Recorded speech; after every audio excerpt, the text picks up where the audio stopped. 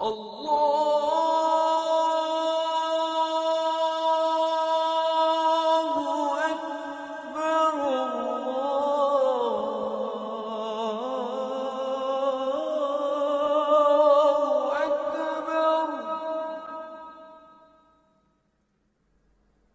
সাল্লাল্লাহু আলাইহি ওয়াসাল্লামের সুন্নাহ পালন করার মধ্যে বেশ কিছু আকর্ষণীয় বিষয় রয়েছে।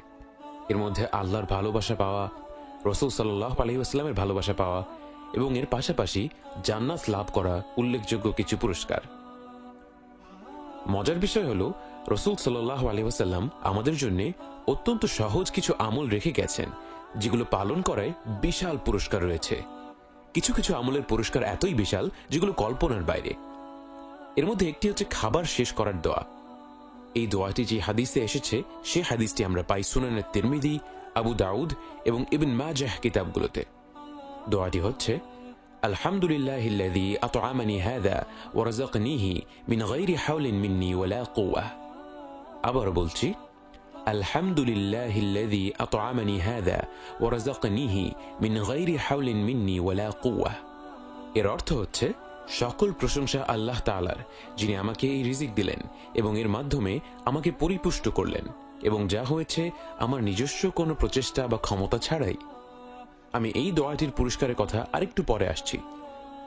তার আগে এতটুকুই বলবো, আপনারা নিশ্চয়ই এমন অনেক হাদিস জানেন যেখানে একটি নির্ধারিত পুরস্কার পেতে হলে আমাদেরকে তুলনামূলকভাবে আরেকটু কঠিন কিছু বা আরেকটু বেশি সময় ধরে কোনো আমল করতে হয়।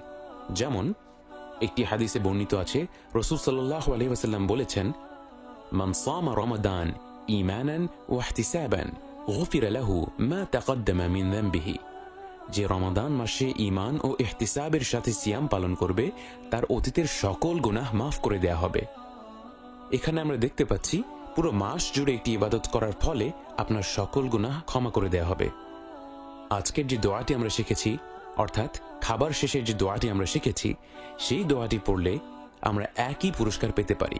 অর্থাৎ খাবার শেষে যখন আপনি আল্লাহর প্রশংসা বর্ণনা করলেন এবং এটিও লক্ষ্য করলেন যে সেই খাবারটি আপনার নিজস্ব কোনো প্রচেষ্টায় আসেনি, বরং এটা পুরোপুরি আল্লাহর দান, শুধুমাত্র এই ছোট্ট দোয়াটির কারণে আপনার সকল গুনাহ মাফ করে দেওয়া হবে। সুবহানাল্লাহ!